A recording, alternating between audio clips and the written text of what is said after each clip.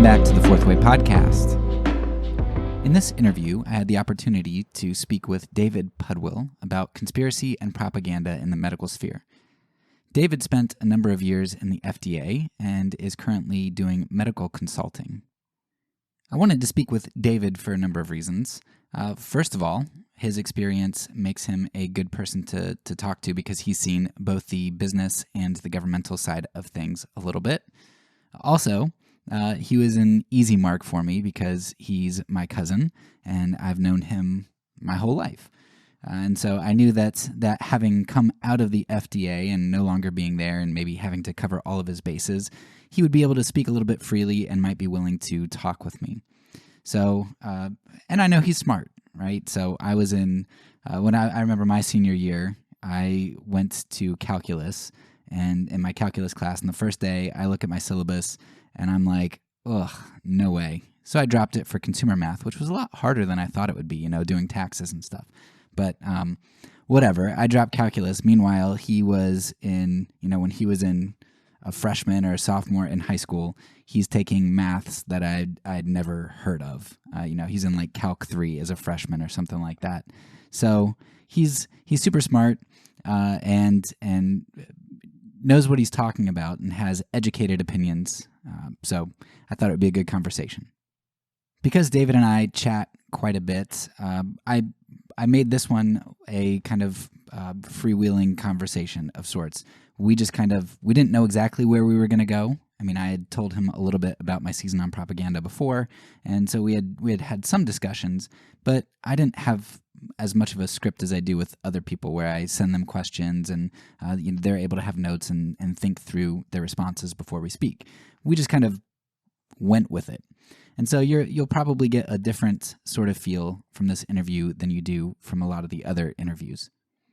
Because it was a little less guided, and David's experience is a little bit different, we didn't actually get to some of the emphases that I discussed in this section on medical propaganda.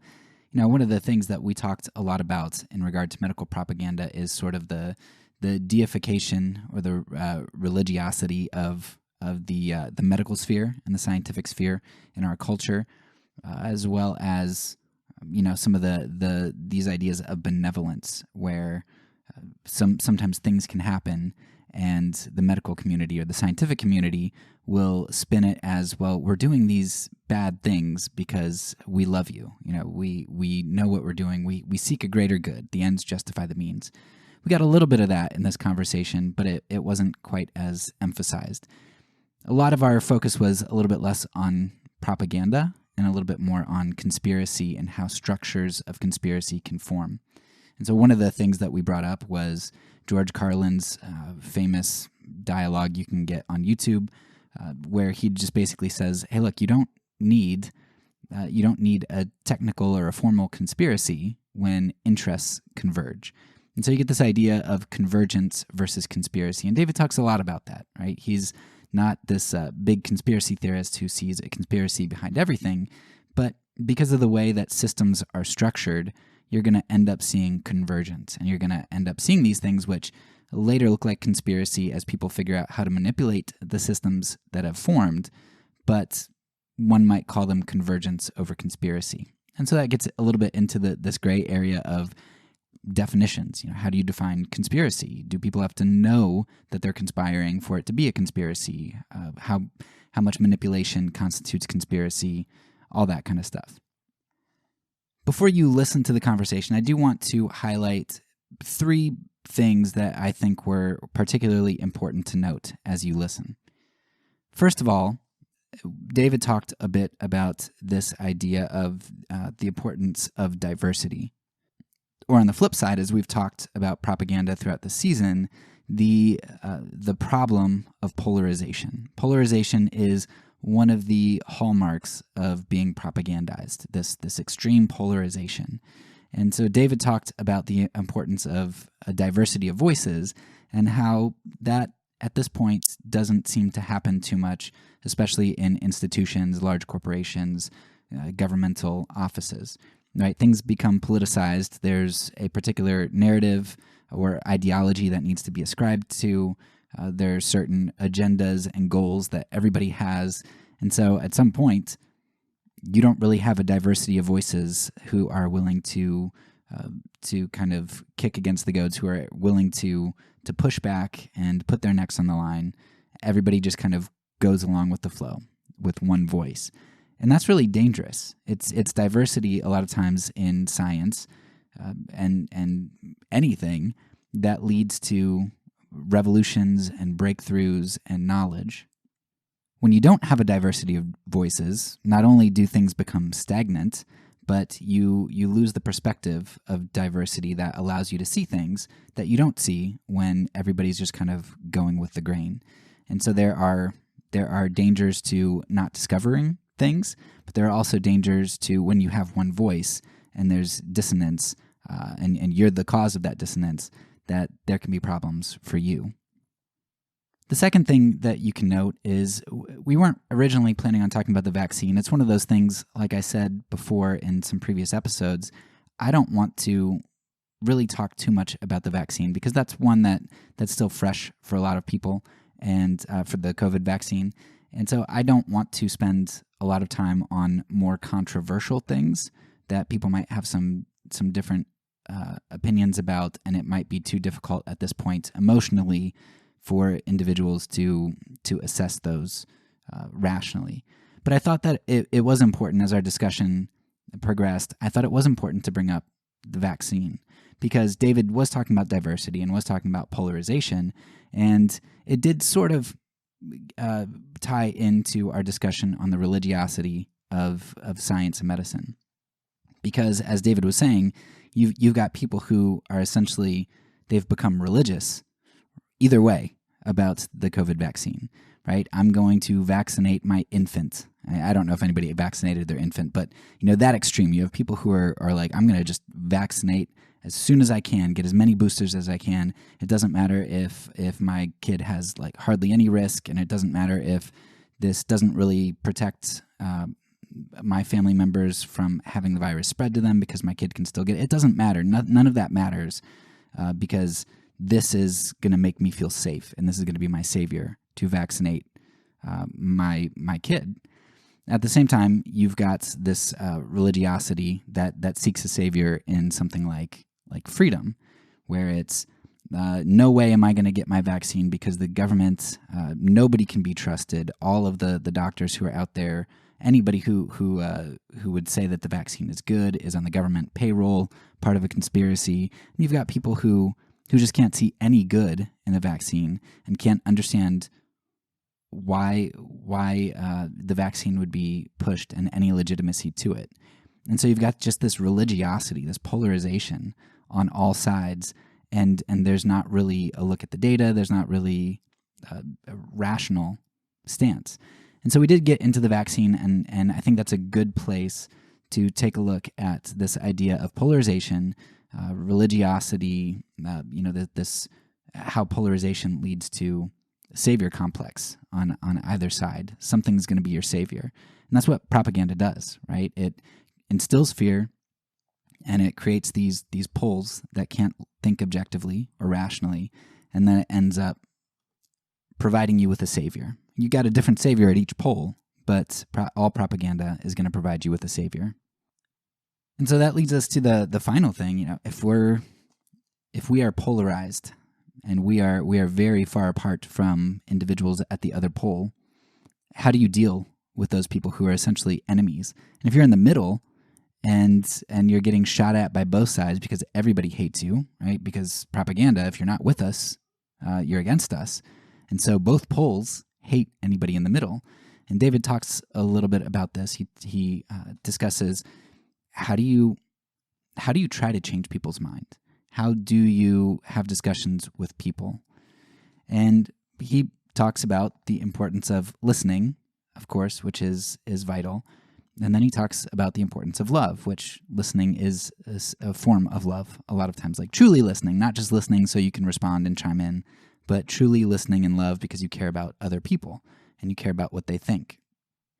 And I've mentioned him throughout the seasons here, but Daryl Davis is a great example of this, right? You've got people who go out and hate the KKK because the KKK is just, atrocious in their thinking and the things that they've done throughout the years. And so people will be terrible to them, and of course the KKK is terrible to people. But then you've got this black guy, Daryl Davis, who sits down, listens to them, and talks with them, and shows them humanity. And he doesn't change everybody's mind, and he might not even change most people's mind, but because of his love and listening, he has changed the minds of over 200 KKK people, I think it is, at this point. And that's something that we're going to get into at the end of the season when we assess all the things that we've learned and looked at. What do we do with this? And what do we do with the idea of truth? How do we come to know things? And then what do we do with that? How do we propagate love and truth? And the answer is going to be, for if you want kind of a sneak peek, but the Bible's model is discipleship. That's what Jesus did. And I think that even though it's similar to propaganda, right? Depending on how you define propaganda, right? You're just propagating a belief. So discipleship is propagating a belief, but it does so in a different manner. And so we're going to get to that at the end of the season, but I think David gives you a sneak peek at that, where love and listening and conversing with somebody else, that is seeking to propagate truth, but it's seeking to do it in a non-objective manner, because rather than objectifying somebody, non-objectifying manner, rather than objectifying somebody as some end goal ideology to disseminate, like a virus getting inside of them and changing their mind, it views them as another human worthy of love and somebody who you want to love in truth as well. You want them to be able to love in truth. And so discipleship and this polarizing propaganda are very different things. And this, my brief conversation with David kind of alludes to some of what we're going to get to later. One final note before we get to the discussion proper: there are a number of images referenced in the episode, and I always put things that we mention or talk about in episodes, I put them, links to those in the show notes. So definitely go and check out the show notes for links to some of the things that we reference. So without further ado, here is my conversation with David Pudwill. I'm David Pudwill, and I do medical device consulting for a number of companies. I've worked at FDA. I've worked for a couple different medical device manufacturers, and I've also known Derek for my just about my entire life. So that's some useful background, I think, maybe at a high level. Yeah, you only want to say things that are going to give you credibility. But knowing you for a very long time, doesn't that lend a degree of credibility? I don't know. Maybe we're colluding. There's something to be said for, I think, the path of the discussion here. But anyway, it's true. Yeah. So we've been talking for a while. We talk every couple months, and so while I'm going through this propaganda season, I've been talking to you and bouncing some ideas off of you. And so, of course, when I got to the medical section of propaganda, you were the first person that came to mind to talk about maybe how you see propaganda or conspiracy, or don't see it in the real world. So you shot me a bunch of different ideas, and you are the expert completely here in this episode. So why don't you go ahead and talk about your first impressions when I was talking to you, and what came to mind?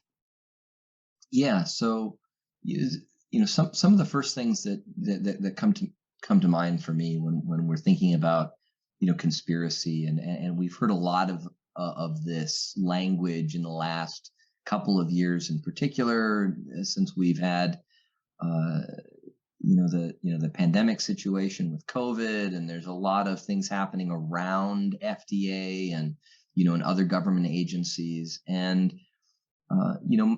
my general views on this is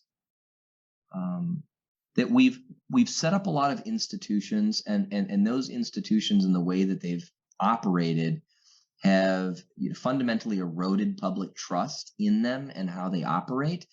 And so there's a lot of grasping at straws as that happens, and as institutions that you've come to trust and rely on, as you find out the information you're getting from them is not as good as it used to be. Maybe it never was as good as you thought it was.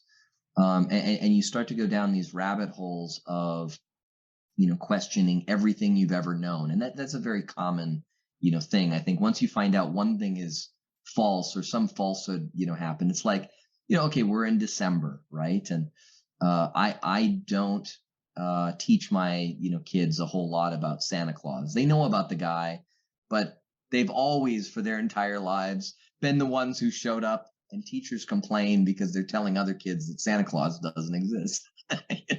It's like this kind of thing. All the other kids are like horrified, and the teachers are like, calming them down. No, no, no, don't worry about that, kind of thing. So, I have no problems popping people's, bubbles about, some like shared narratives that we have, culturally, which, sometimes serve a purpose, but aren't necessarily true, right? And then when people find out they're false, they've like all of their belief in everything is shattered. It's like, what else is a lie that you've told me? And so I think that's just a very common human reaction. So I've even had some of that myself, definitely over the course of the last, couple of years. Like, wait, what else is not true that we've been led to believe? But I've worked directly, within, government, institutions, and within that bureaucracy. And, my view is mostly it's a systemic, kind of an issue in terms of how institutions are set up, how they interact. And one of my biggest concerns is the revolving door in the medical space between our government institutions and the industries that those institutions regulate, and also the flow of money that happens between the corporations and FDA and other groups in terms of funding for review of submissions. And a lot of people, can tell you, oh, well, that money is not tied to an outcome. To which I will tell you, but there is a percentage approval that FDA leadership expects, of these products. So any individual product may not have to be approved. They can disapprove that one individual product. But overall, there's an expectation that a certain percentage of products that go through FDA will get approved. And that means that if you are a very large company submitting a very large number of products, at some point you will get some of these products through and approved at a relatively high certainty. So there's actually a quota? Yes, there are quotas. Oh, I would have just thought that, it either passes or it fails, like it's safer. And it's not that the quota, again, a quota doesn't apply to any individual submission, but there is a sense overall, especially for clinical studies, that there's a certain percentage of those that are going to get approved at each round of review. So that drives certain incentive structures, right? And it's the same thing for overall products, that the incentive structures are set up at FDA where it's very difficult to disapprove a product and it's relatively easy to approve it. Now, that just from an FDA standpoint, I don't mean from a company standpoint. The company does need to do a lot of work to get a product approved or cleared in some cases. So there are different tiers that FDA will review and allow a product onto the market with. So we can call them all marketing authorizations, but they're not all approved. Like not all products are approved. But for those products that are approved by FDA, there are certain legal protections in many instances then for those companies, for those products that have now been reviewed by FDA. And it limits the ability of end users like you and me who may use that product to sue those manufacturers. So there's some limitations on liability. And we've seen that very much so with the vaccines, for instance. There's a lot of legal liability protection that's come into play with that. Okay, Um, yes, yeah, go ahead. s- so basically, just to make sure I'm understanding correctly, um, and we talked about this a little bit earlier too, where you said, well, you're not really a big conspiracy theorist, but when things get institutionalized, stuff happens. And I think George Carlin, when he Yeah. was having a discussion with Bill Maher before, and Yeah. he It's a big said, look, club and you're not in it. But anyway, but you were going to say yeah, that too. But he said, you don't need a formal conspiracy when interests converge, or converge. Yes. so it's okay. You've got a quota that needs to be filled.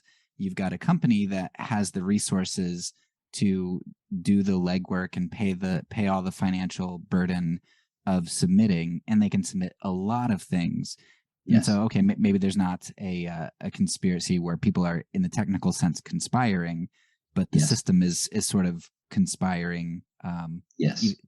unintelligently, just And the way that and it's I set would up. say it's deeper than that too. And this is one thing for a lot of companies to keep in mind is the relationship with FDA can at times be adversarial, but generally in the pre-market space, the FDA reviewer wants to see products approved because it is something that they can point to as having been a part of and having participated in. It's much harder to sell a disapproval as a win. It's much easier to sell, look, I helped this company get their product onto the market and approved. I was part of that team that got this product that now everybody's aware of approved on the market. There's a fundamental incentive for those people within FDA to see an approval. So it's even deeper than just, let's say, quotas, which I would say quotas maybe not quite the right terminology, but these are metrics. They're key process indicators, let's call them KPIs, that FDA tracks. And because that's something that they're tracking, everybody, internally is very much aware of that, and there's a pressure to some level at least to see more approvals. Now that can be managed in a positive way, let's say, which is that the reviewers at FDA can reach out to companies and let them know what evidence they need to be able to approve a product, right? And so you're not necessarily lowering the bar, but you are helping the company provide better evidence. But even then, if you have a predetermined level of evidence or set of information that you're looking for, we know statistically that, okay, let's say you're looking for a 95% confidence in the data set you have.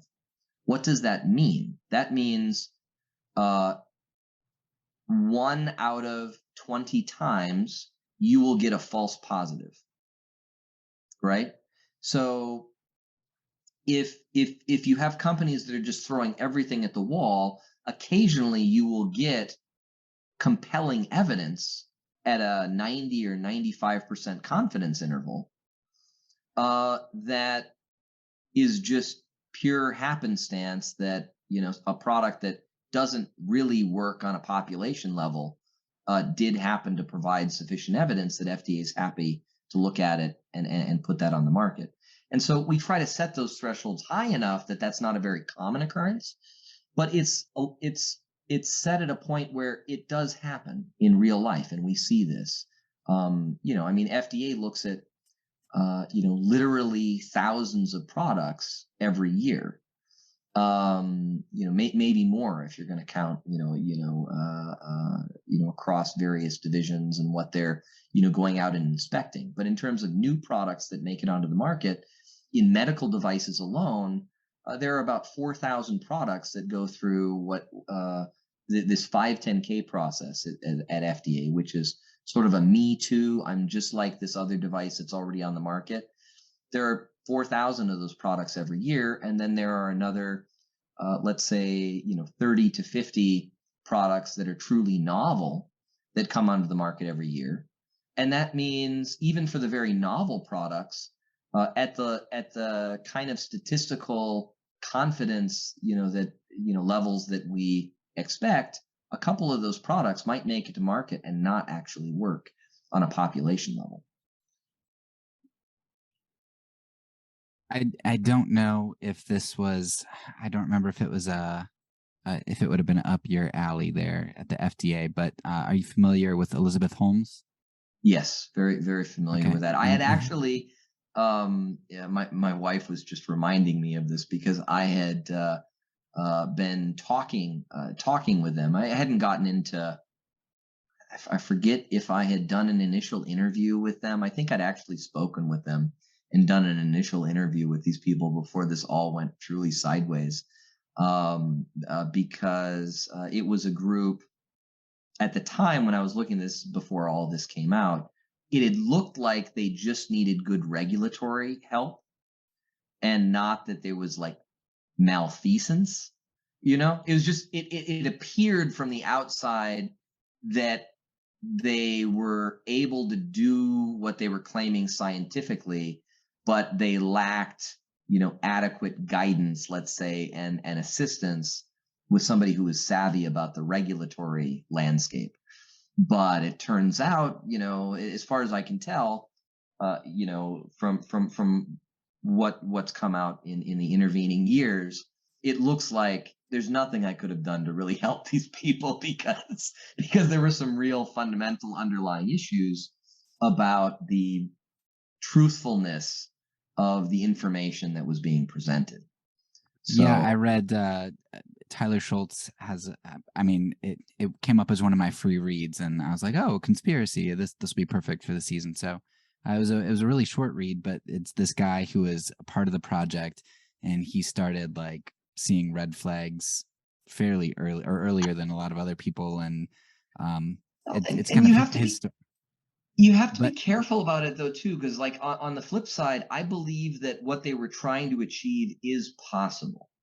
And the problem is what we're finding out with a lot of lab developed tests, and FDA is now trying to push Congress to make some changes to how lab developed tests and these sorts of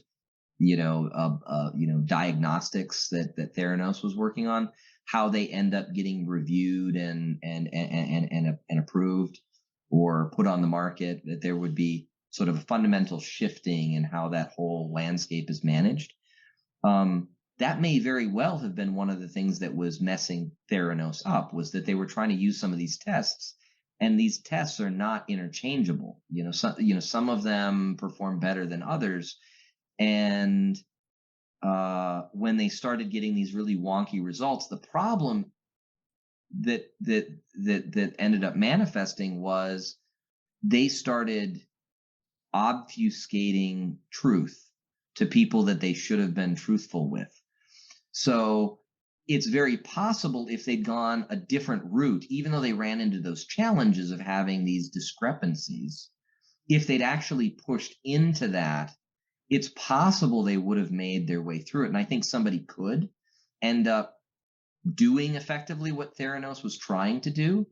The problem is, instead of actually trying to pursue truth and trying to get to the bottom of what was causing the discrepancies, they decided to like paper over it.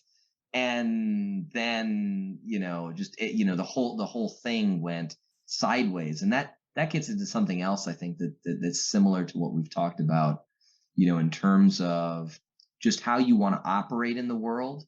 If you are pursuing truth, then you can build something meaningful. Whereas if you start lying even to yourself, I mean, you very quickly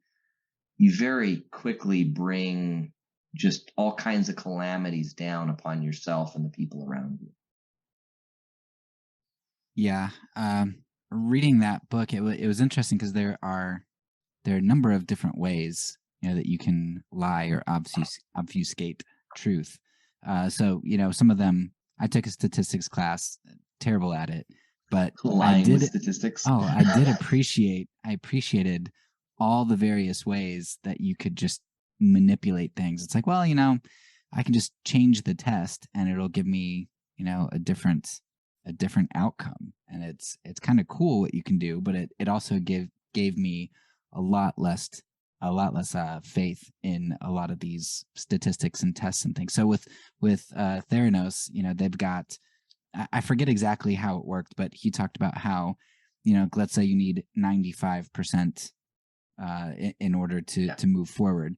It's like, well, they might have been at like 60%, but they were if they increased a little bit, well, they were 95% better than what they were before, or something like that. I forget exactly what they did, but they would change the numbers.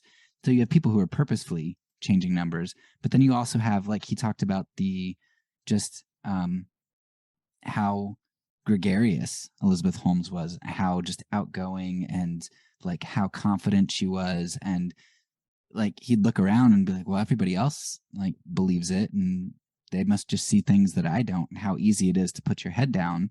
And it's not really a conspiracy when you've got people who really believe this stuff to a certain extent. A conspiracy the way that we call things conspiracy, but it's, you've got a lot of people going along with things that are really shady, and they just don't see it. So I wanna bring up an image that I love. It's this Yeah. interesting image, and we can drop it. We can drop it into something later. Data, information, knowledge, Yeah. insight, conspiracy theory. And and again, my view is when you connect those dots in that sort of final, sort of picture where it's a flying unicorn. Okay, it's a Hmm. pink flying unicorn. It's conspiracy theory. And you sit here and you go, well, it's only a conspiracy theory if your intuition is wrong. If Hmm. putting all these dots together into that shape ends up being, false, then sure, it's conspiracy. But sometimes your intuition is leading you in correct directions about how some of these various bits and pieces are connected. The thing we need to be careful about is what conclusions we draw from that, and that's what I'd say about FDA, in general, and our government agencies, and the way that we navigate, health information, and medical products and other products coming onto the market. And even in situations like Theranos, where they were, um, they were taking actions that were not in the best interests of their customers, of patients, of the rest of us, and even of future people who might solve the problem that they said they wanted to solve. So they've actually made it harder because of what they did for anyone else to come along and try to solve that same problem, because you now get painted with the same brush that Theranos got painted with, as, okay, well, that's a really nice story, but the last time anybody did this, it was a bunch of lies. Um, and it's just a shame. You know, I remember a while ago studying apologetics, and you know, the case for the resurrection of Jesus. And so this one cold case detective out there in LA, he actually he wrote a book, and he talked about how uh, one of the things that is difficult to do when you have conspiracies is to have a lot of people involved, because when Ah, you have a lot of yes. people involved, you can't have conspiracies, because they, you know, they'll squeal, they'll change the stories, they'll lie, all that stuff. And so as I've been studying conspiracies, I found that that's not true. Like, it's not completely true. And so there are two other factors that play in, and you identified one when we were first starting. So the two other things that I think there are. So let's say you've got a lot of people, right, involved. Um, Nobody's going to squeal. Like, it is not in their interest to squeal unless there's pressure on them, Yes. right? So if you're the president of the United States, you can pretty much do whatever you want, and somebody's going to cover it up for you. Or if you do uh, get get caught, like, you're probably not really going to have a lot of ramifications on you. So there's little pressure compared to somebody else.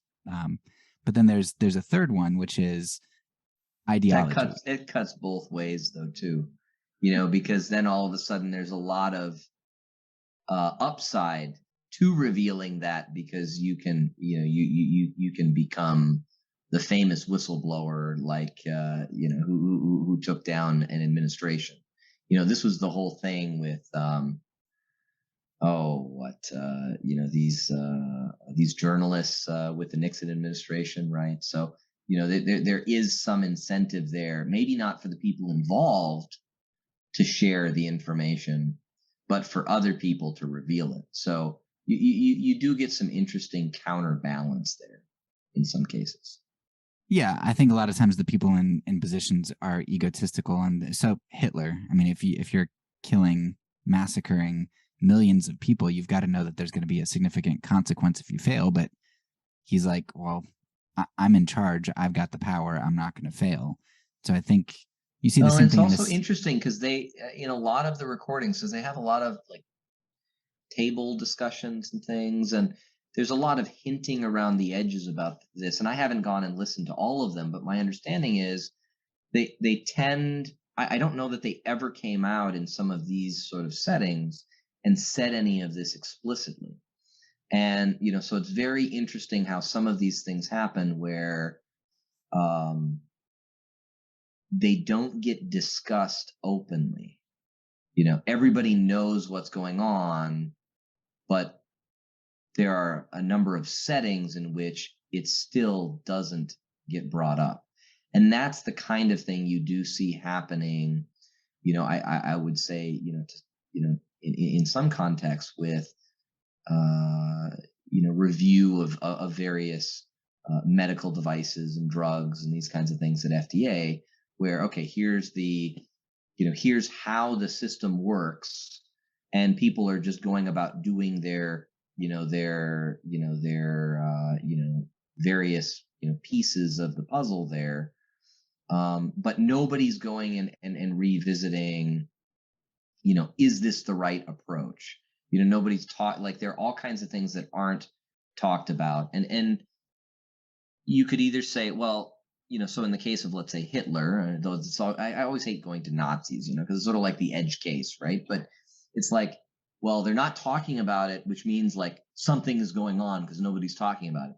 Sometimes they're not talking about it because they don't, either there's not something going on, or there's not a conspiracy in the way that I would say, we had with, let's say, what was happening in Germany in World War II. You had, a very clear set of malfeasance, operations, going on.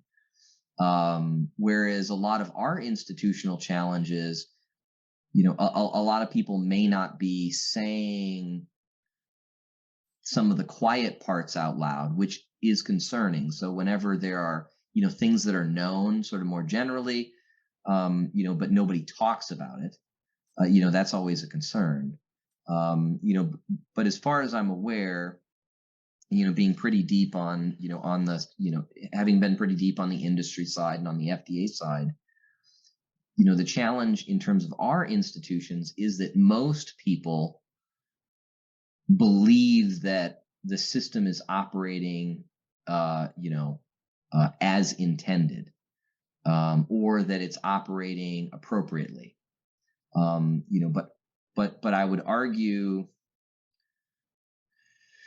that operating as intended doesn't mean that it's operating in the best interests or as well as it could, to actually fulfill its stated purposes. So if we were designing a system that was focused on advancing the public health, then that system would do more to bring in new entrants. That system would do less to crush new ideas and advances, which can help people. And there's much more of a focus, and it's just sort of a default focus on preventing harm as opposed to accelerating advancements that can be positive. And so there's this very conservative bent to bureaucracies as they grow and to people who are in charge. I mean, just take a look at COVID policies. What's the primary driver? You had some states that took different actions, but in a large state, you will get blamed for anything that goes wrong. And the big thing you can see that could go wrong is that a bunch of people could die in a pandemic.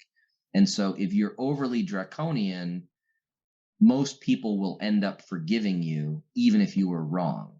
If you aren't draconian enough, you will be seen as, just totally inept and incapable, regardless of why you were, less heavy handed, in terms of your approach. And we've seen that, work out, where the only reason that people who were less draconian, in certain states, the only reason they've gotten, uh, positive press, let's say in Florida, for Ron DeSantis, is because he ended up being right, not because the actions he took were, more in alignment with, let's say, American values of, liberty and, freedom.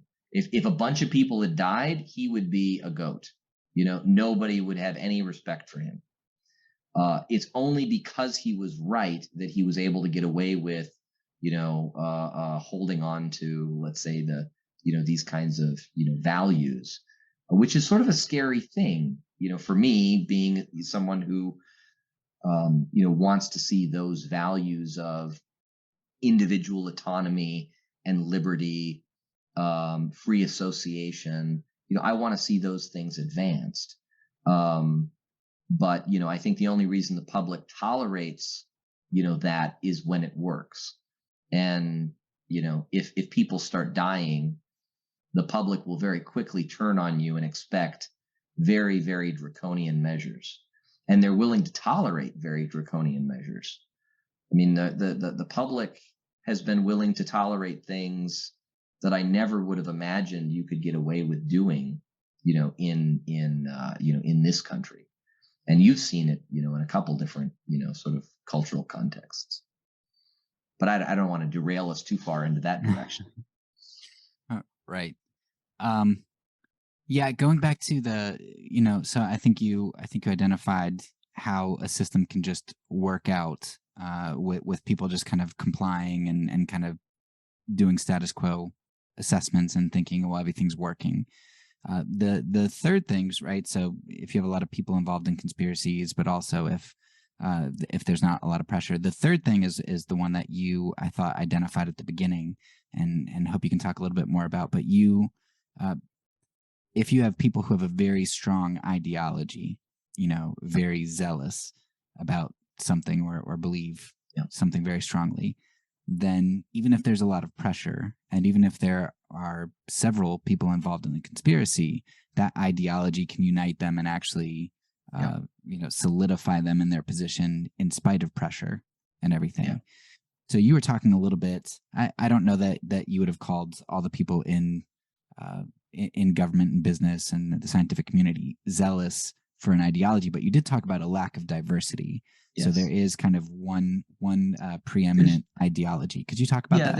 There's a monolithic culture, I think, that's emerging out of that, and we've seen, and some other people have talked about this, where a lot of the drug companies, for instance, they will bow to just about anything that FDA asks of them or is looking for, because to some extent it's in their best interest for survival as an organization to just do whatever FDA is asking of them.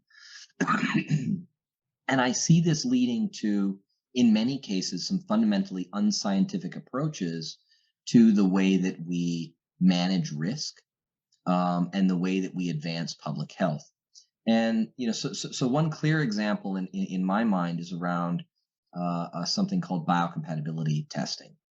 And some experts could very well disagree with me, but I've looked at literally hundreds of medical device submissions. So I'm talking specifically about medical devices here, and I've heard of situations where the biocompatibility testing results required a change in materials. I've heard that this has happened. I've personally never seen it. So the only thing I've ever seen happen is that more tests are run, and those additional tests demonstrate that the materials are fine. So if over the course of hundreds and hundreds of devices, we have a less than 1% likelihood that a particular test is going to find anything meaningful, probably we should be looking at other metrics and other approaches to find out what that thing is that we should be controlling for, as opposed to slaughtering lots of animals, doing lots of expensive testing for very little, if any, benefit in most cases. and you actually have a delay in time. So all of this testing takes a certain amount of time, and that means that these innovations take longer to get to market. They take longer to get a first sale. It takes longer to get into a patient to see if it works, and that means that for most of those products that are perfectly safe and they get demonstrated to be safe by just conducting more testing that takes more time, um, those products end up not getting to market as quickly, and then you're not able to see whether it works or doesn't work, and sort of fail fast, which is kind of the Silicon Valley approach to more software kinds of products. And the concern within the medical community and at FDA is, well, we're really worried that bad things will happen, right? So it's this hyper focus on the negative outcome as opposed to being aware that not seeing the positive outcomes is also a type of a harm that you are inflicting as a system. And so we're spending a large amount of time and energy on solutions that don't work, that we don't know don't work until much later in the process after we spent lots and lots of money developing them and doing all of this testing. And there are probably some slightly different approaches to make sure that we're adequately controlling for those risks, while accelerating the overall process so that you can get a solution into a subject. Because even if it's safe, let's say that there's a product which is safe from a material standpoint, right? So if you put it inside your body, it's not going to cause some really scary side effect, right? Even then, if it doesn't provide if there's no benefit, then no level of risk is tolerable, right? So if it doesn't help you, it doesn't matter that it's safe, because we shouldn't bother to spend the time and energy and take the risks of a surgical procedure to put it inside of you. And we didn't find that out until years down the line after we'd done all of this preclinical work. And so a lot of that work is something that we're doing simply because we've always done it. And there's some initiatives to try to get away from certain types of animal testing and do other tests. But I would say, my view in the current landscape that we have, there should be some alternate approaches to how we manage safety. So if you use these particular materials that are manufactured using these specific approaches, using these specific molds and manufacturing aids, then we don't have any questions for you. So you like put this into a totally different bucket. But that's not what we do right now. And that would significantly help advance innovation and help advance the public health. But nobody's talking about those kinds of things. Everybody's just very fixated in the ruts that we've already made in the road, and nobody's looking for alternate solutions to address this on a more systemic level. And the issue we run into here is no individual company will be served by trying to rock the boat, right? But the overall industry is harmed because we've just locked ourselves into this particular approach, and everybody takes longer.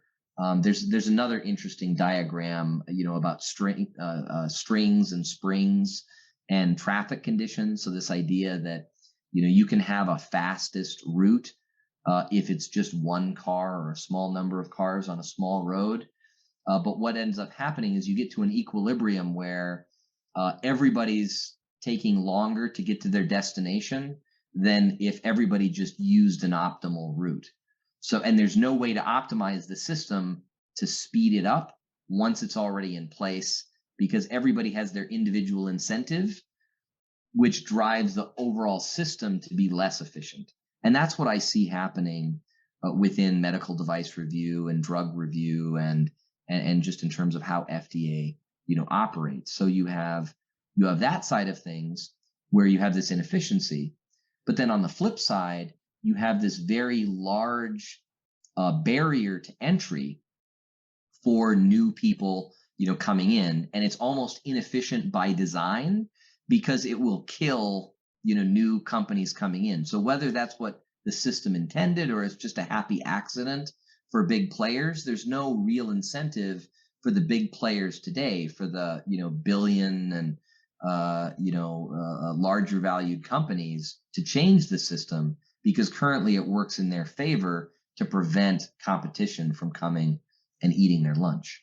Yeah, no, I think that describes conspiracies. What I'm finding most conspiracies to end up being is they're happy accidents, but with some of them, at some point, people recognize the accident that happened and start to take advantage of it.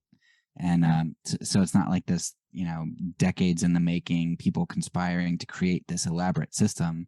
It's just, interests converge, and now you have what you have, and people know how to manipulate the system. So if you're a big company, it's advantageous to you because you've got your team of lawyers and you've got all your money and you know the system and you can flood the system with your stuff and you can prevent competition from coming in. Yeah, I wouldn't want it to change. And it's the same thing with standards development. It's sort of an interesting, maybe there's a broader application for this. So whenever you're standardizing an approach to how you go about something, there's a baseline, or there should be a baseline assumption, if you're ever trying to standardize something, that it's worth standardizing because you already know everything there is to know in a space, so you can optimize it. But what we find, so the International Standards Organization develops a lot of standards. FDA participates in helping to write those standards.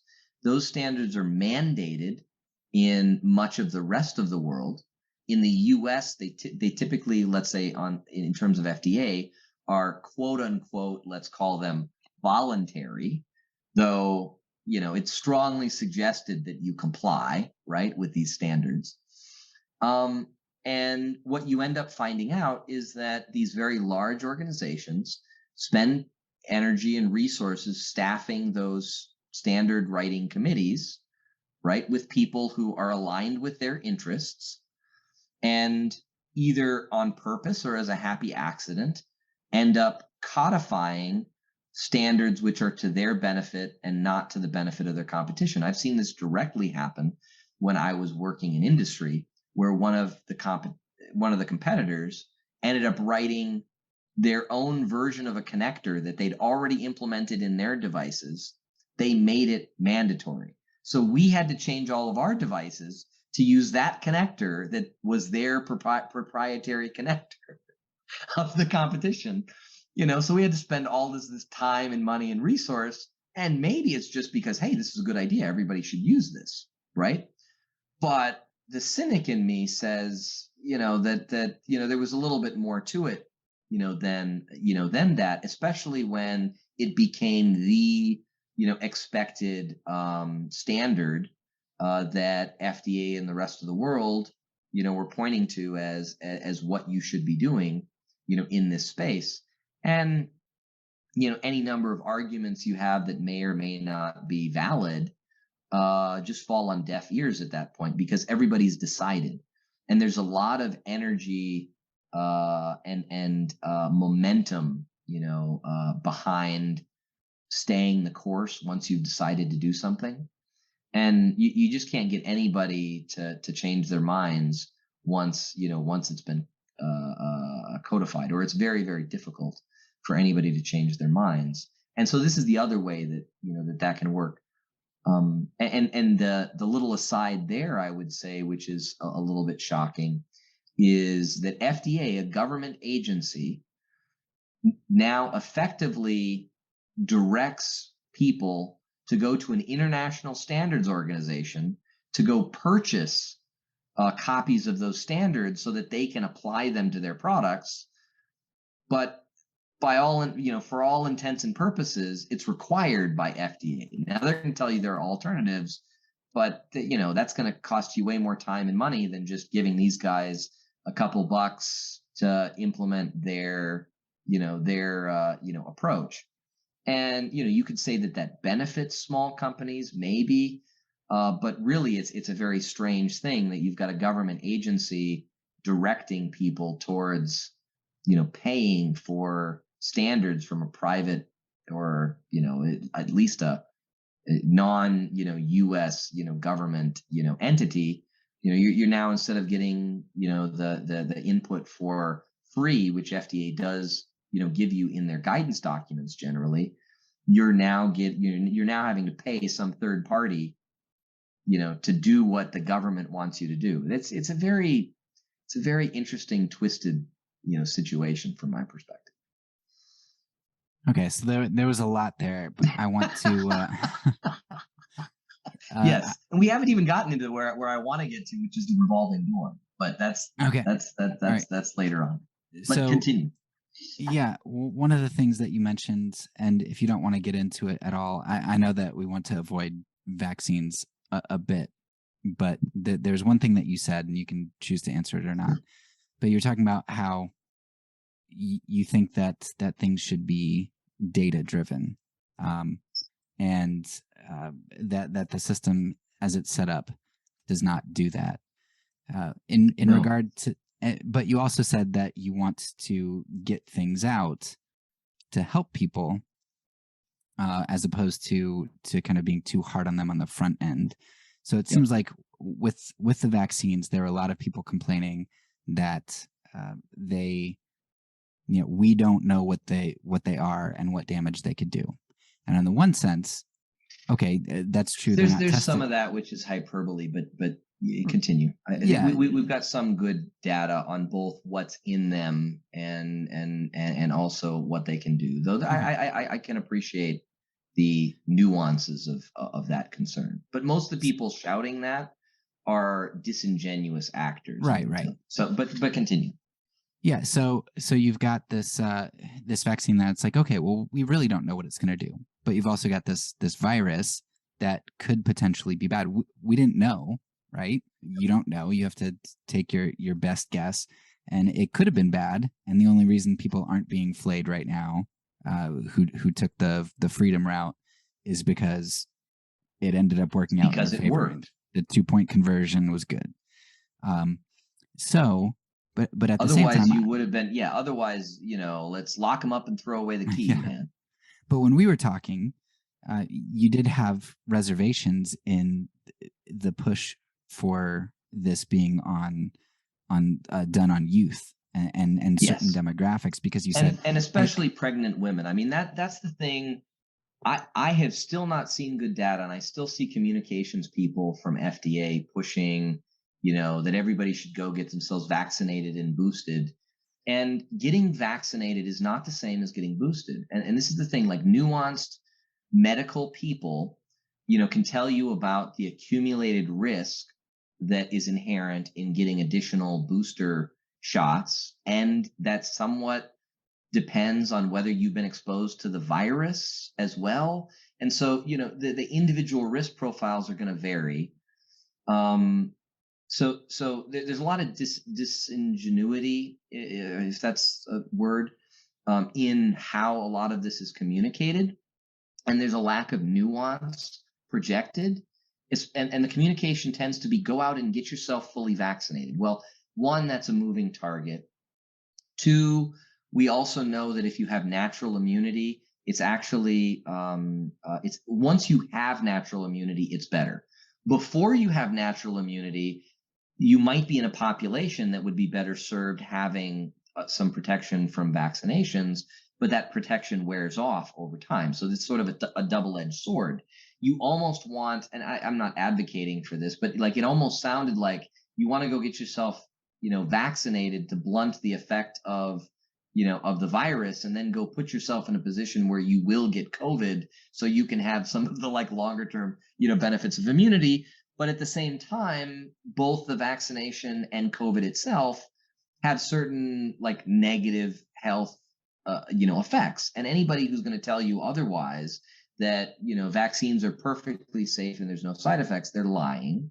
But anybody who tells you that vaccines are the most dangerous thing, even these vaccines, which aren't really vaccines as we normally think of vaccination, because it only confers a limited protective benefit, right? So it really depends on the individual circumstance. And this is where my view is, you should have access to treatments, right? So I'm in favor of in enhancing access, right? Without necessarily telling everybody that they ought to go do this, especially young people.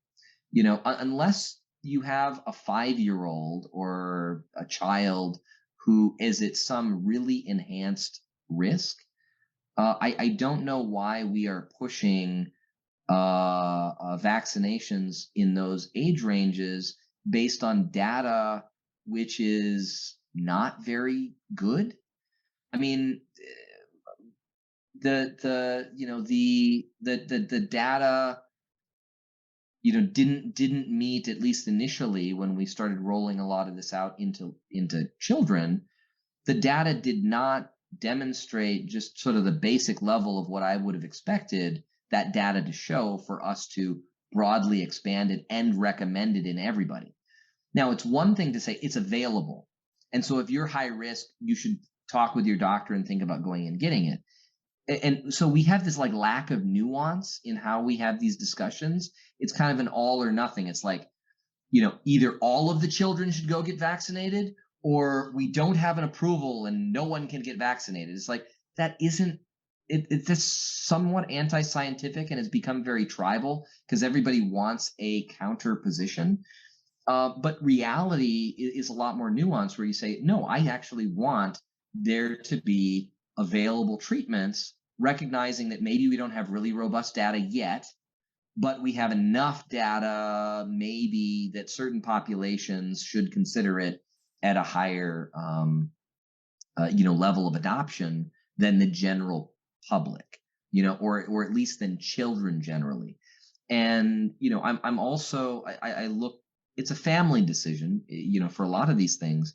But if we're going to vaccinate children to protect vulnerable adults, I generally see that dimly as well. There might be instances where it makes sense, but this is sort of where we've gotten to in the discourse, is that we are vaccinating children to either protect actually vulnerable adults, or to protect adults who feel vulnerable.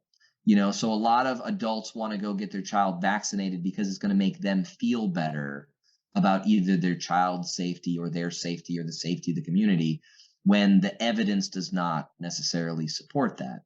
And so we get a lot of people making fundamentally unscientific decisions about their medical care. And it's sort of shocking that we've gotten to this point where, we have such a tribal, approach to medicine. And we see this especially at our institutions. I would say historically, FDA,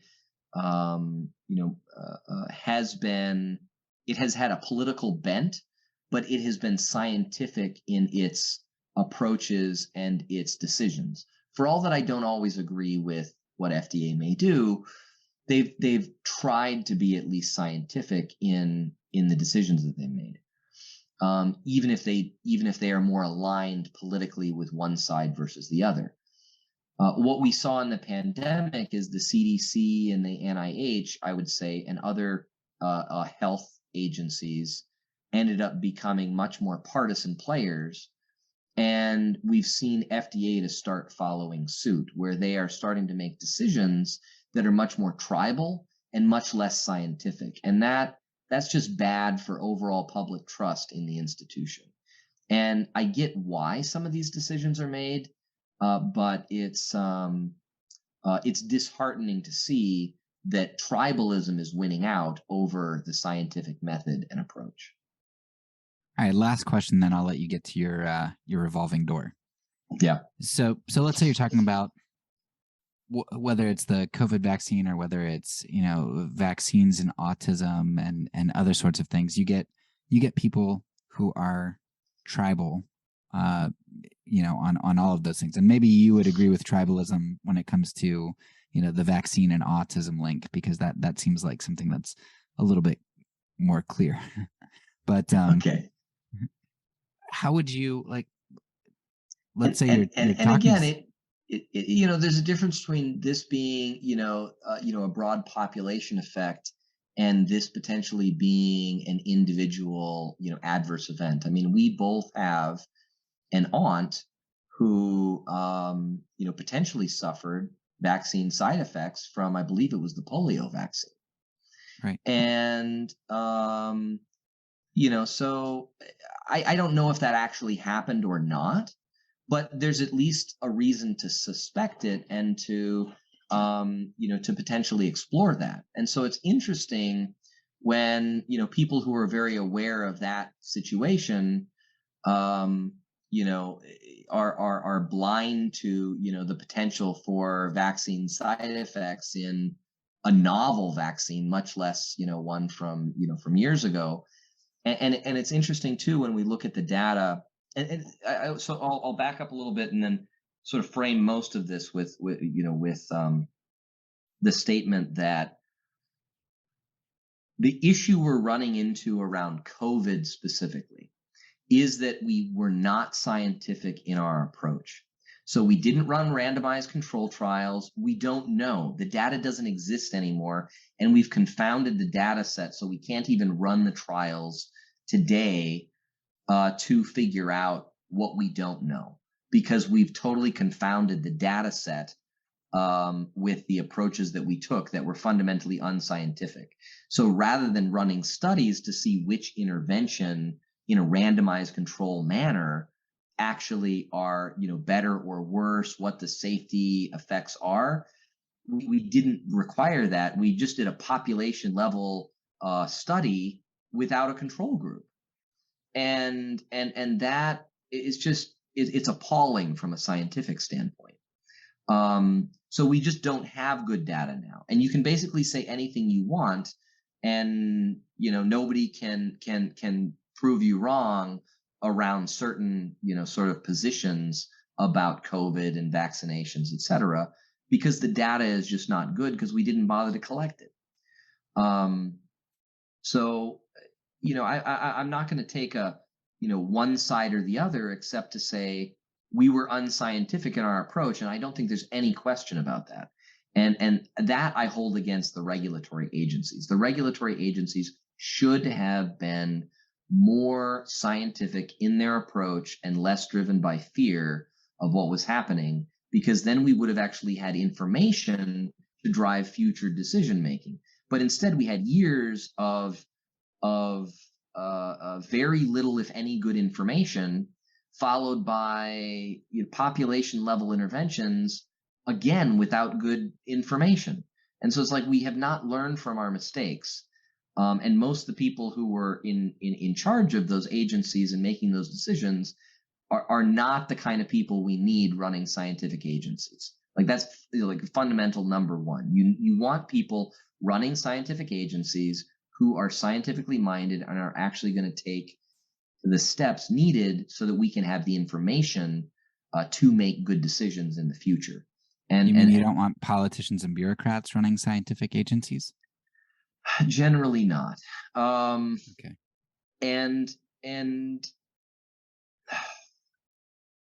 yeah, and that is very much what what it's gotten to. And this is back to, again, this sort of tribalism that we have at the moment, which is agencies that are coming out and making statements that are not driven by science. They're not driven by scientific evidence. They're driven by a particular tribal opinion and perspective.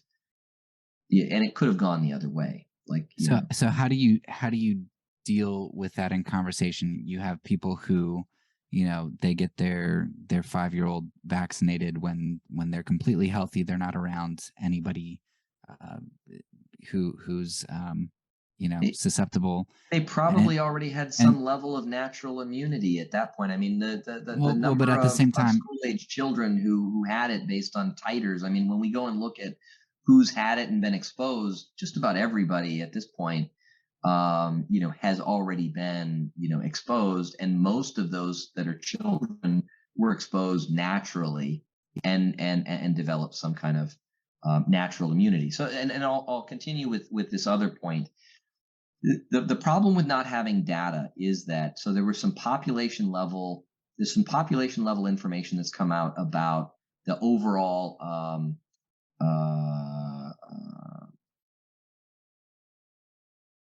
let's say, excess deaths, risk of mortality, right, in various populations. So those who weren't vaccinated, those who got in the U.S. and in other countries it'll vary, but in the U.S. the Johnson and Johnson vaccine, which is more of a traditional vaccine, and then the mRNA vaccines. And what we've seen is that the risk of dying in the Johnson and Johnson vaccinated population is less than in the unvaccinated group, and the risk of dying in the mRNA vaccinated group overall is higher. But the problem is you can't just even take that at face value, because who would have fallen into each of these groups is different. And so their basic level of risk on a population within these cohorts that have self-selected, it may not be that the mRNA vaccine is any more dangerous than the Johnson and Johnson vaccine. It may just be more vulnerable people were more likely to get that vaccination. We don't even know at this point. It's really tough to parse the data, looking back.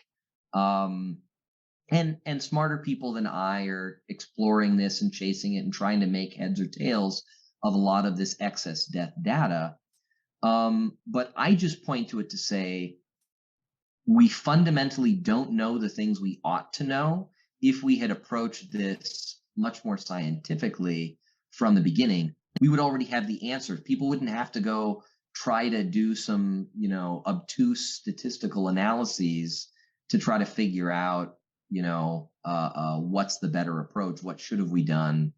On top of which is, even if that data does come out, I'm fairly convinced, based on how people have operated, that people aren't going to change their minds about what decision they made. Most people are going to double down that what I did was the right thing, and everybody else are a bunch of morons for not doing exactly what I did.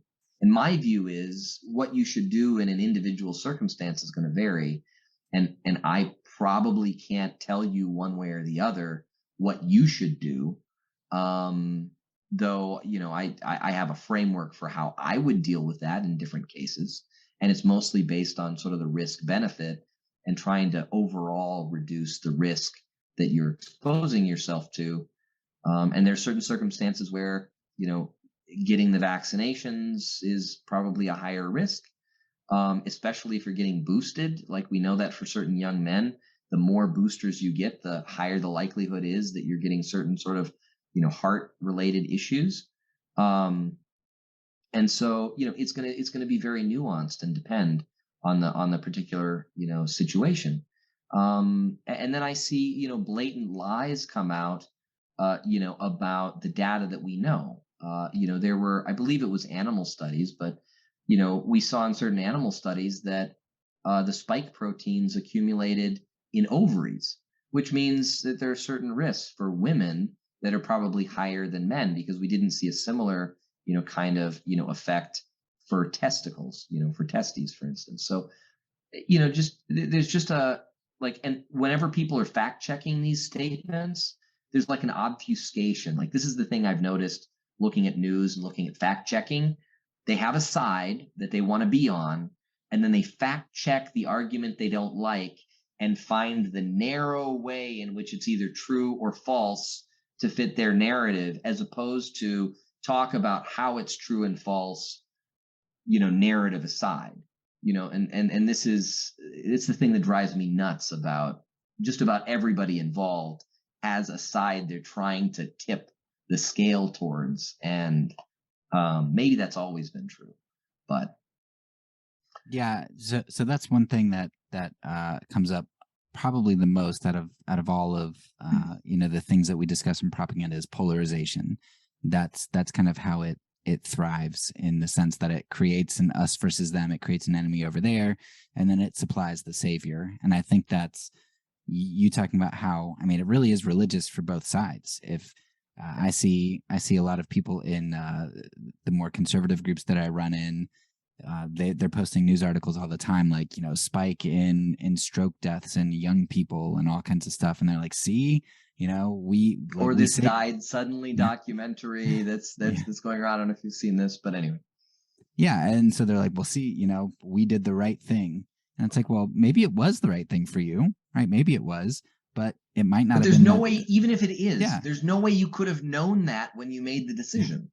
Like Yeah. it's like my intuition, this again, the flying unicorn, Yeah. hopefully you can show it somewhere. Mhm. This flying unicorn is true, is real. It's like, but when you saw it first, there was no way for you, there was no way Yeah. for you to know that that was true. Yeah. I Yeah. don't But know. then vice versa, you get the people who are, they would immunize their infant, their newborn, if they could, because that vaccine is their savior. And it's like you can't really have rational discussion where you say, well, some people should and some people shouldn't. It's like, how do you bridge that gap between that tribalism? Because, like you said, I completely agree with you. If data would come out, whichever way that data would go, the group that it disproved would completely not, and it might not even disprove a group. It might even just say, hey, there's a right and a wrong. Some people should, some people shouldn't. Like, nobody would ever buy into that. So how do you bridge that in conversation? It's I try, you can bridge that in conversation. Usually there's some basic rhetorical tools you can use if you know somebody. You can come alongside them and you can sort of walk in the same direction that they're walking in about certain things that you can agree with. So the biggest thing, if you're trying to talk with people, and based on this conversation, and just your audience is probably pretty aware that I just can ramble on and on and on. Like, that's not what you do if you're trying to change somebody's opinion. The way to change somebody's mind is actually to listen, to hear what they have to say, find a point of agreement that you can chime in on and agree with them on something. It lowers somebody's guard. So it opens the possibility for them to receive something from you. Because otherwise, if you're guarded and I've got my shield up and I'm just looking over it at you, there's no way anything you tell me is going to penetrate those defenses, or it's very unlikely that anything you say will penetrate those defenses. Whereas if we're on the same side about something, if we see something in the same way, all of a sudden I can lower that guard, at least for some area of our conversation. And it gives an opening potentially for you to drop some truth, into a situation if you do it in a kind and loving way. And that's where most of us get that wrong. It's like you get somebody to drop their guard, you agree with them, and then you like stab them with truth. It's like, there, take that. We disagree on something fundamental, and now I've stabbed you with it. Like that. That is not helpful to change somebody's opinion, or to take you seriously or lower their guard in the future with you.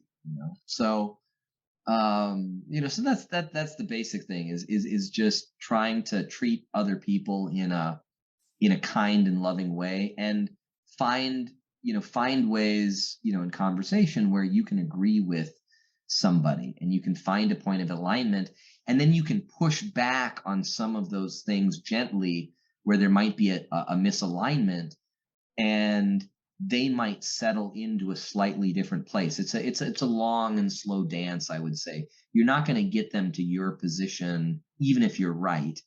And I think most of us should actually have a little bit more humility in recognizing that there are things we're not even aware of that we're wrong about. So that would be my like first, call out, is find a place of agreement. That might be a more likely place that you're right, is if there's a point of agreement with someone else. But then be open to those areas that you might be wrong about. And that's actually where it can be really powerful, is if somebody who you think is wrong about some area actually tells you something that challenges your perspective on reality enough that you shift your position. Like, that can be really powerful when, you find a point of alignment, you even change, your position, because you think they have a good point about how something should be, addressed. Maybe it's just a nuance about your, position, but being willing and open to that, I think, is helpful. And then on a population level, let's say at least on a national level here within the States, the way forward is that we need to be doing things within our institutions that restore trust. And that requires our institutions to stop being political actors. and stop being used as political weapons. We fundamentally need scientifically minded and oriented institutions, and that's something that's going to take a long time to rebuild, and that's something that I'm working on. Right. Good answer. Love. Okay. I'll let you get to the revolving door now.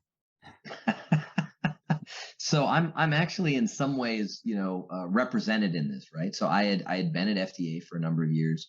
Before I was at FDA, I was at a medical device company. I was in a lower level position, and then I, had some hands-on experience with devices, and ended up going and working at FDA again at a relatively low level, position, doing reviews of, medical device, submissions. You know, Ended up in middle management when I was at FDA. Ended up in some more senior management at a company when I left FDA. They had a specific challenge that they needed some help with navigating what FDA needed for some submissions, and most of what I did at that company was actually helping them go get the testing that they needed to present to FDA, so FDA would be satisfied with what they saw, much like what we were talking about, earlier on.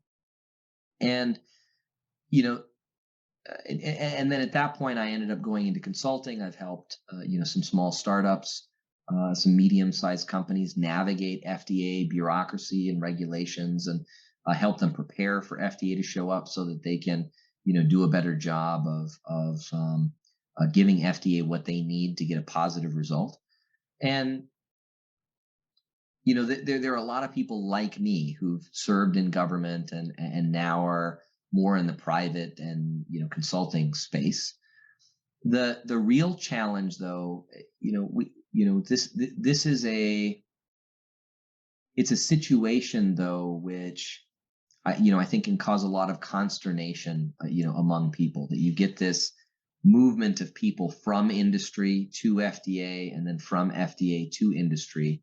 It's mostly a big issue at the very senior levels within FDA and senior levels at very large multinational companies, and it's most suspicious when you have somebody who's either come from industry, gone to FDA, and then goes back to the same company, or you get somebody who's been at FDA in a senior, sort of capacity, and then they are involved in making a favorable decision for some company, who shortly thereafter, ends up hiring them into some senior role, or as a consultant, paying them, very high fees to advise them. And some of that is just how the system is set up, and there are certain guardrails against that. I can link an article, that I wrote about exactly this recently, just about a week ago. I don't know when this will get published, but I wrote it before we spoke, and we can post a link to it for people to check out if they want. But fundamentally, there's a real issue here in terms of public trust when it comes to this revolving door, which I've been through, right? So I've gone from industry to FDA and FDA to industry, and there's something we really need to do about that revolving door, and some of it's making people aware of what guardrails there are against this, but it's also important to to ensure that there's not this situation where we get a monoculture developing, because you get this revolving door of people. So whenever people spend a large amount of time together, you start to build a specific culture. And we talked about this a little bit with the medical companies or drug companies, where they're very incentivized to do exactly what FDA is asking them to do. And some of that can even be driven, by the fact that some very senior FDA people may now be at that company, and there's now this alignment in terms of vision and purpose that knits these companies and FDA together in terms of what direction is being forged, and I think that can be, that can present certain dangers because we're likely to miss things. We're likely to just settle in on status quo. We're settling in on a particular tribal way of seeing things because FDA and the drug companies tend to be fairly aligned on certain perspectives. You wouldn't be at FDA reviewing drugs. You wouldn't be at a company developing drugs unless you shared certain basic worldviews, right? Just to begin with. And then that can get further exacerbated by this revolving door and people passing back and forth. And you get, these well-worn tracks that I talked about in terms of, this is the way we're doing it. This is the way we've done it. This is how we've been successful. And there's a real inherent trap there in getting to where we need to be and making sure that we can restore public trust.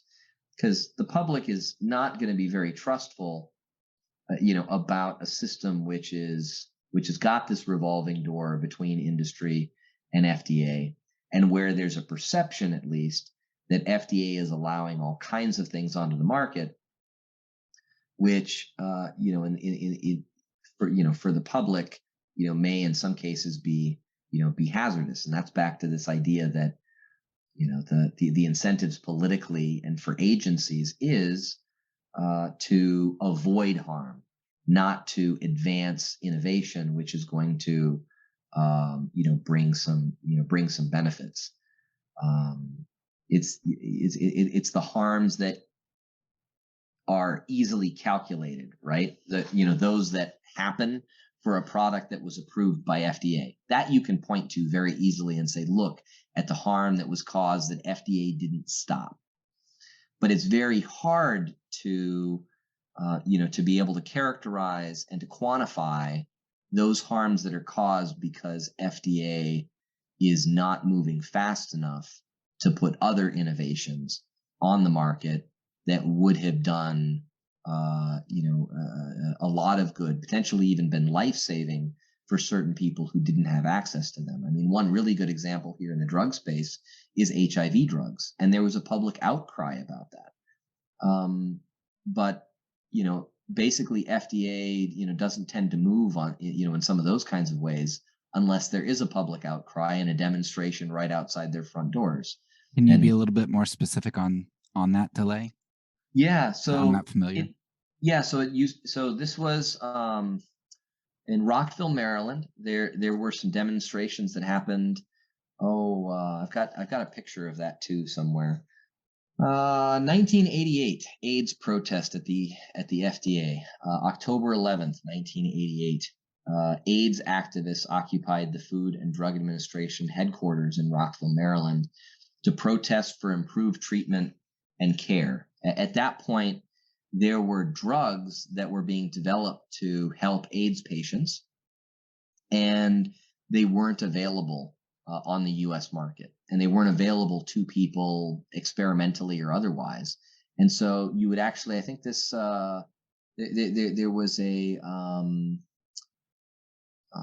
movie, about one of the guys involved, here, in a lot of this, where I believe they were going to Canada to get drugs and bring them in, I think illegally, so that people would have access to life-saving drugs in the U.S.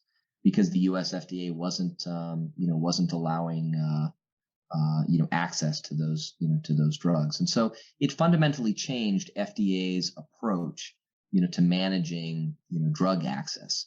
I would argue it didn't move the needle far enough, in terms of access. I would like to see actually more broad availability of drugs, even experimentally, to physicians with appropriate consent to patients. But I also see that on the flip side, we end up putting labeling for drugs, in terms of what indications they can be used for, what they can treat, which I consider to be sometimes bogus. And the drug companies would argue they'd done studies and they showed some defined benefit. But like, for instance, there's one drug a doctor had been trying to convince me to take. And when I go and I look at the studies, the control group, so the group where nothing is done, 3 out of 10 of those people get better without any intervention. Okay. And in the treatment group, 4 out of 10 people get better. So the improvement is a 10% improvement on a population level, right? Because 3 out of 10 of those people were getting better without any intervention. You've seen an improvement of in 1 out of 10 of those subjects with the drug. But you also see some really scary and sometimes fatal side effects. You have this interesting situation where I would argue we don't put enough drugs in the hands of physicians to use um, with appropriate safeguards in terms of patient consent, etc. But at the same time, we then approve the drugs that are on the market again for those big existing players, similar to something we talked about earlier about the incentive structures benefiting current companies and current supplier relationships, etc. Um, we're expanding the indications for what existing drugs can be marketed to do, what they can treat. And that's I don't know, it's very interesting if you start going down that rabbit hole.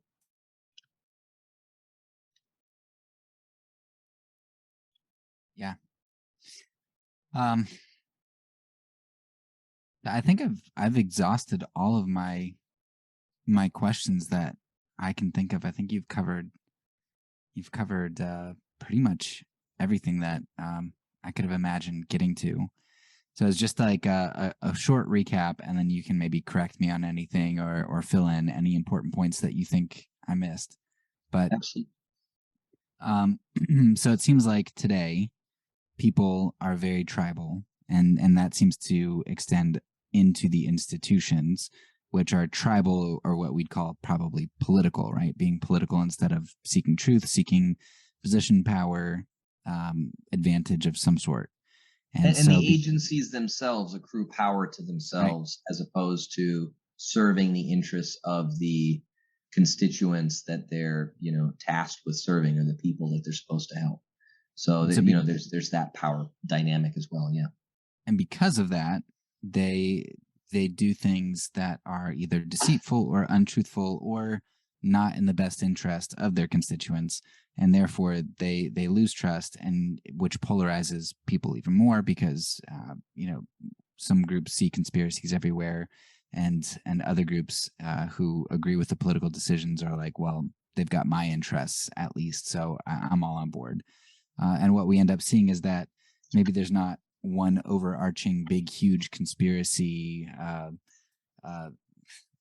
Illuminati type conspiracy thing, but when interests converge and you get these systems that can be manipulated, or systems that by happenstance have kind of landed the way that they are and advantage the people that they advantage, those things get solidified, and you get this cyclical revolving door effect, um, which just perpetuates and exacerbates, and maybe uh, you know grows the problem over time. And I would just add, it's oftentimes not out of a nefarious intention, right? But there's a willful blindness to those things that aren't in service of my interests, right? And I think to some extent that's human, but we see it permeating our institutions at the moment, where people are willfully blind to counterfactuals that don't suit their particular narrative. um, and that's a very easy thing to fall into as a human being, because we don't see reality as it is. I mean, even our visual system is we were talking about or you were talking about detective work, right? I mean, that it's notorious how faulty human vision is in terms of seeing things that aren't there, or not seeing things that are right in front of you. And so we do the same things in our minds in terms of the positions that we hold. and maybe the reasons we should reconsider holding those positions in the first place. Yeah, there are all kinds of mental illusions and things that go on. So confirmation bias is something that happens a lot. But then I don't know if you're familiar with change blindness, but where you kind of just see what's normal and you don't notice the change even when it's drastic. I don't know if you've ever seen that the basketball one, where they're all Yes, I dribbling. love that. Okay. I love that with Yeah. with the guy in the gorilla suit or something. Yeah, yeah. It's just, I mean, nobody ever gets it. I didn't get it, and it's astounding that you can miss something so obvious. And the things that are right under your nose, you tend to start ignoring as well. And that's one of the things that so like right now I've got a lot of clutter in front of me on the desk, but my brain spends a certain amount of energy just ignoring it, right? Whereas if I'd actually gone and cleaned it up, spent some real energy doing that, my brain wouldn't have to constantly spend cycles ignoring the clutter. um so Right, it's and it's yeah. it's amazing. Like our house will be cluttered. We are not super disorganized, but we just we have different priorities, I guess. And I don't notice the clutter until it's like, hey, we've got company coming over today. When did the house become such a mess? It's like that trigger of, oh, we have company coming over today, helps me to see things that I didn't see just a minute ago. And that's fundamentally one of the challenges with bureaucracy, right? So one, the clutter accumulates, but two, we've gotten used to ignoring a lot of what's there.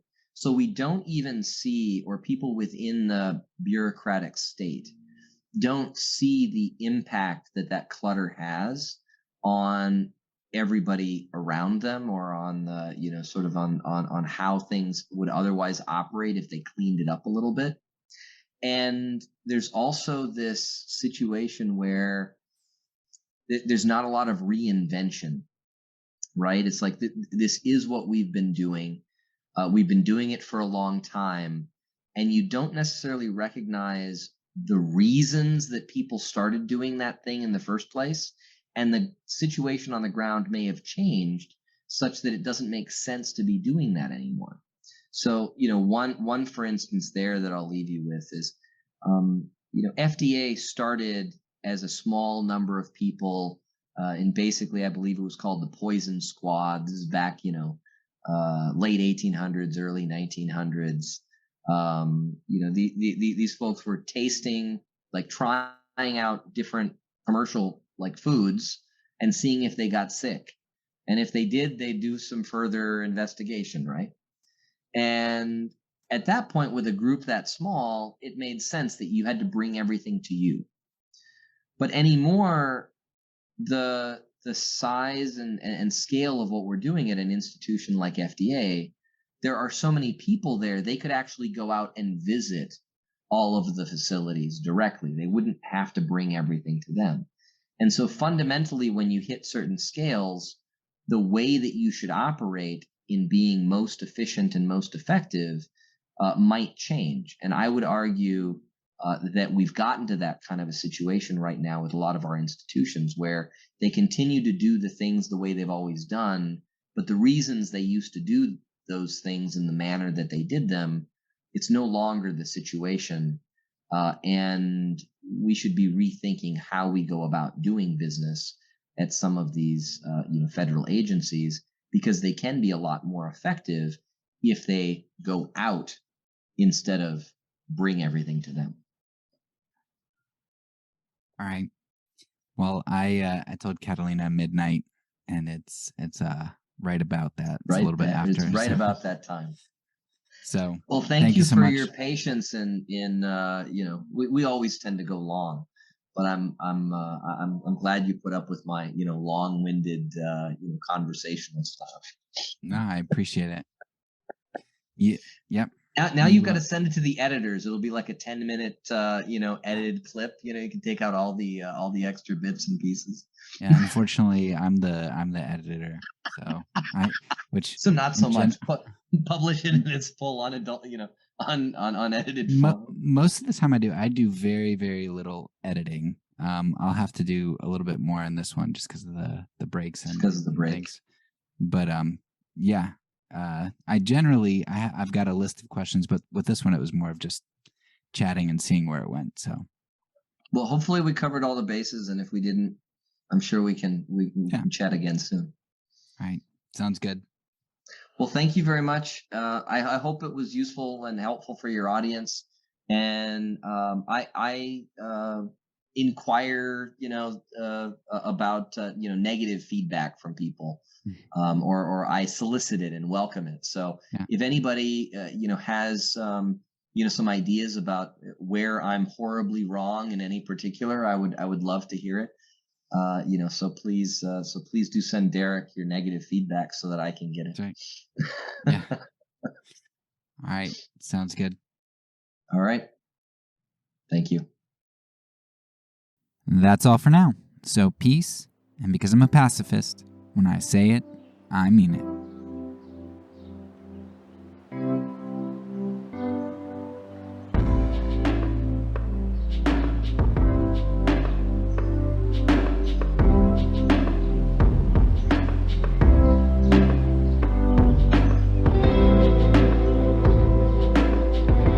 This podcast is a part of the Kingdom Outpost Network.